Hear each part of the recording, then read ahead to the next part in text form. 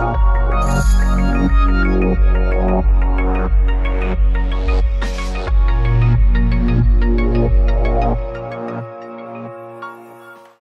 everyone, Assalamu alaikum, namaste, Sat Sri Akal. My name is Raheen Khan and you're watching the Azeeza Show. This week we're actually going to be speaking about a topic that's actually quite difficult and a little intense to talk about, but is in my opinion very important to speak about, which is FGM. And so with me is our guest, Jacobeth Edith Wumbai. Thank you so much for being here. Thank you very much. Great. So Jacobeth, one of the questions that comes to mind is that this is something that we've heard about. I know, when I was working at the women's shelters and the rape crisis centers and things, we hear about this, but we don't really know. I don't think generally people know a lot about what FGM is. So maybe you can start with telling us about who you are and what you do. Mm-hmm. So my name is, as you heard, Jacobeth Edith Wumbai, and I'm Executive Director of Zima Women Relief Group International. Zima is a Kiswahili word. Kiswahili is a language spoken in Eastern Africa. Mm-hmm. And it means wellness. So we deal with wellness of women, and then of course families and communities at large. So what we do mostly under Zima is to empower women all around, focusing mostly on health issues, economic issues, and human rights issues. So the problem of female genital mutilation cuts across those sectors, and it's a major problem, although it's not very much known in Canada or talked of widely in Canada. But work is going on now. A few people are becoming aware, institutions, organizations are addressing it, and we also bring awareness to the communities.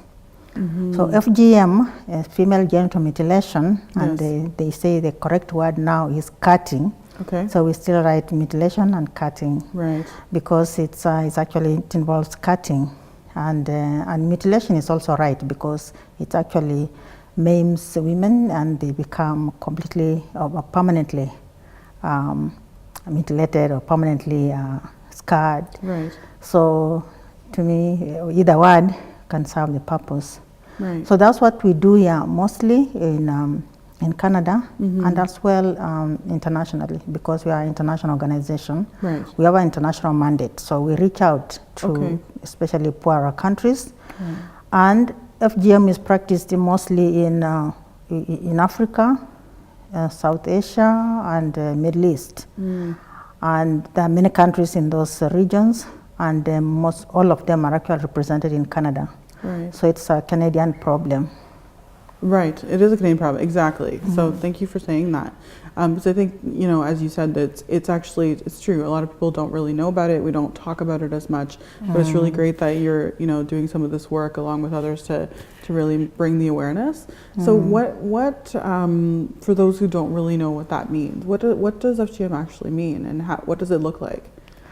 What it means is actually that parts of a woman's female genital area, reproductive area, the outside is cut in different ways. So there are 4 major ways. One is really seriously cutting, from that to just a minor touch or a minor cut, which symbolizes something. So why would they do that? I guess that's the question. What is the thinking behind it? It's mostly a cultural practice. So like we have many cultural practices, and as communities we just follow loyally. So this has happened it happens in many countries.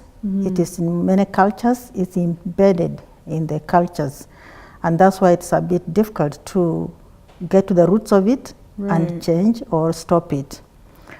So it is done, from what I've heard or what we read about, is done for reasons of preserving the girl child, or preserving a woman, so that she keeps her virginity, she remains, she's not promiscuous, and that when she's actually meant not to enjoy sex, because if they enjoy sex and then they happen to have it before marriage, then it's presumed that they'll be promiscuous.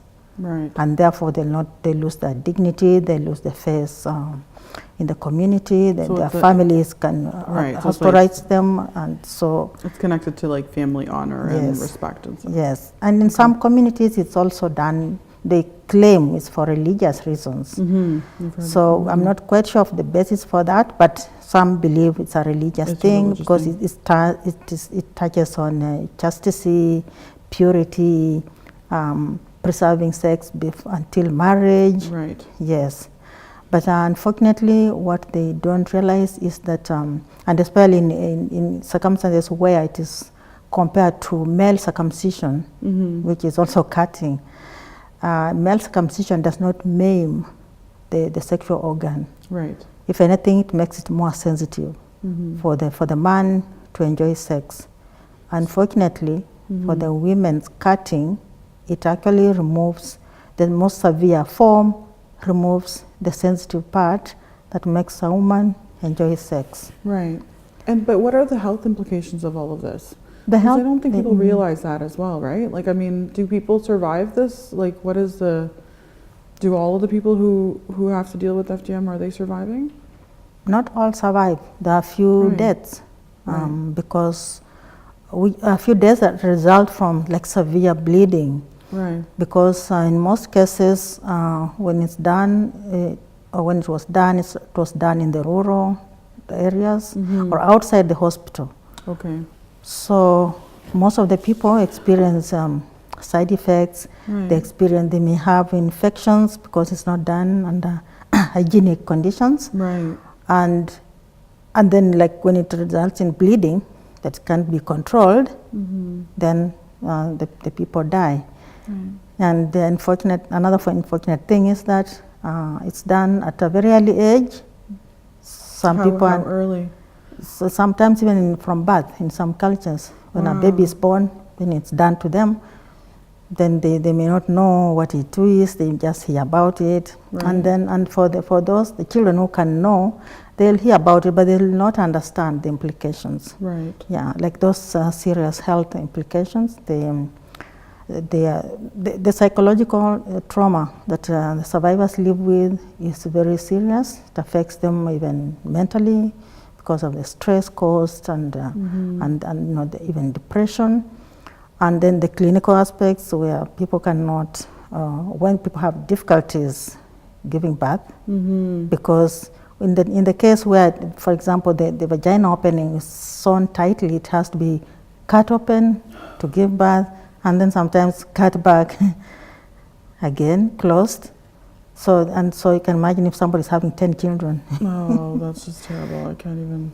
Yeah, so it's that bad. So all those, the other complications involving the urinary system, and so it's a traumatic experience. Yeah. All the people we have spoken to who are survivors, none of them supports it, and they would wish that this awareness is done, so that the practice stops. Right.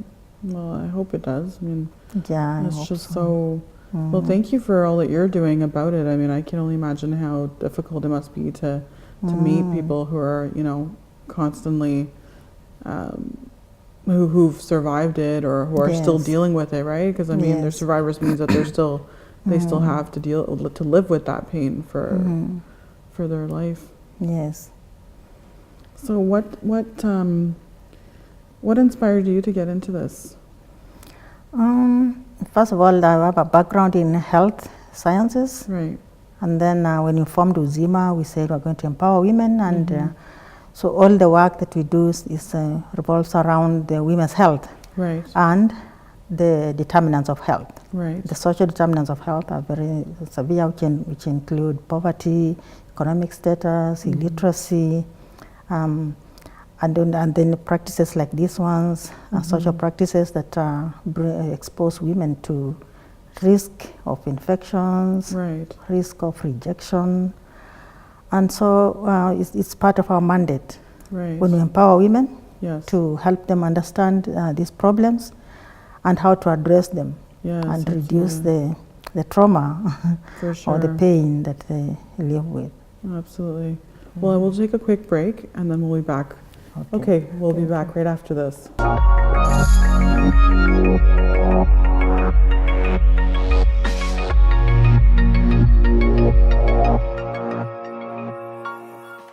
Hi everyone, welcome back. You're watching the Azeeza Show, and I'm your host Raheen Khan, and we were just talking about the issue of FGM. So, talk about what is the how prevalent is this issue in Canada?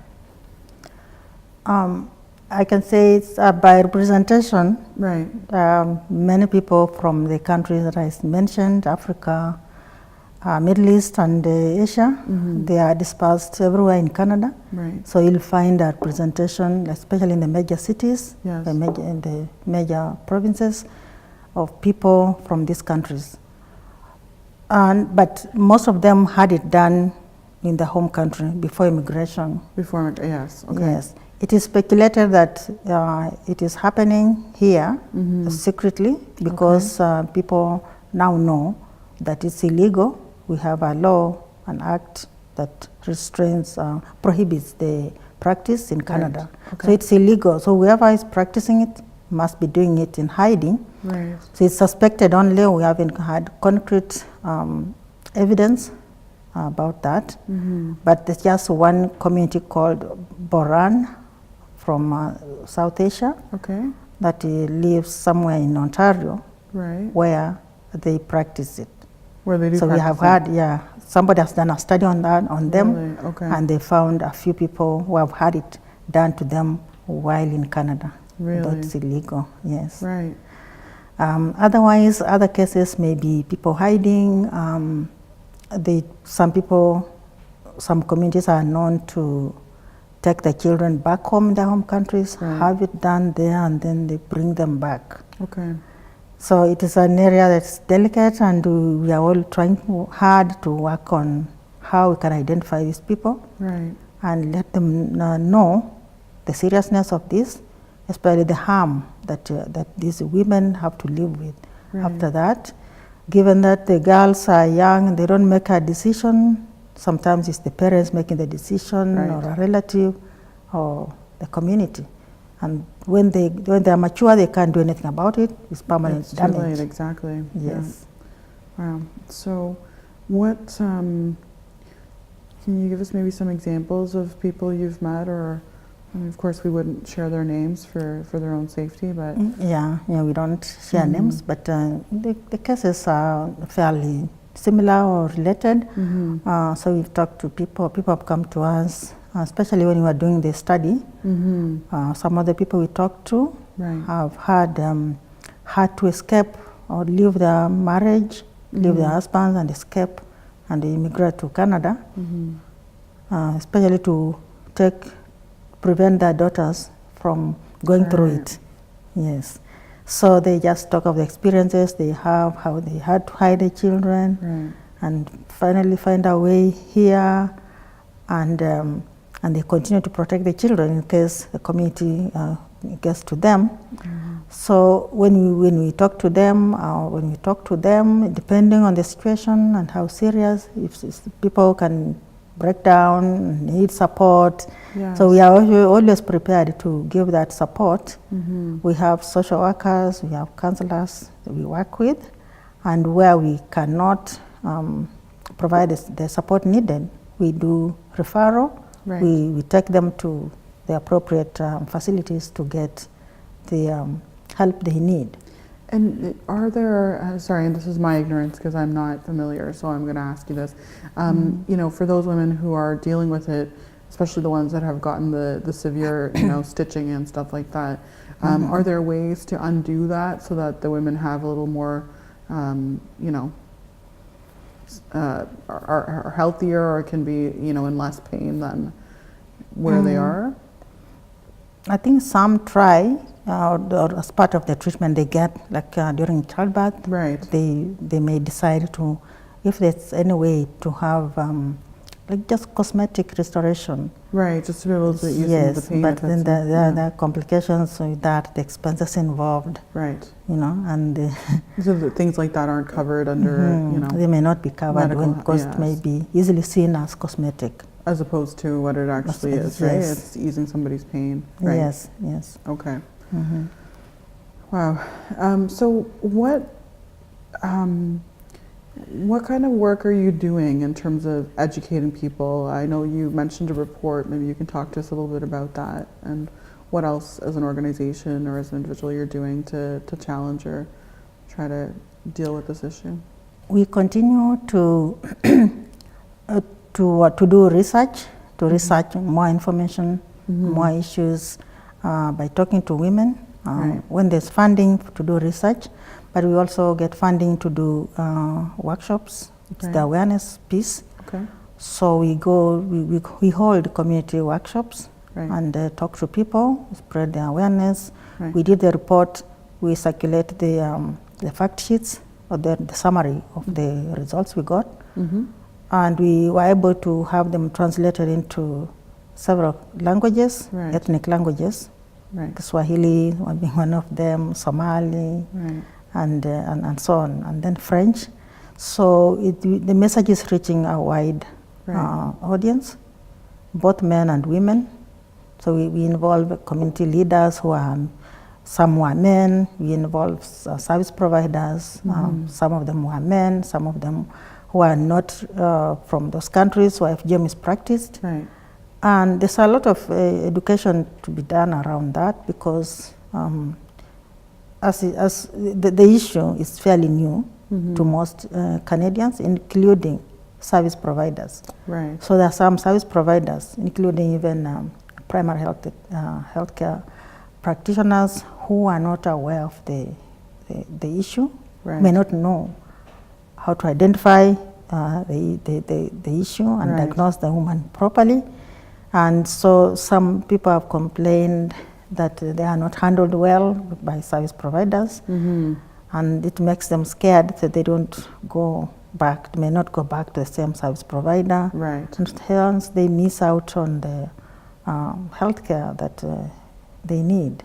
Because people aren't familiar. Yes, that and familiarity with the whole issue, and plus the cultural aspects of it, which need maybe sensitization of service providers and communities to understand what this is, and to give the maximum support to survivors.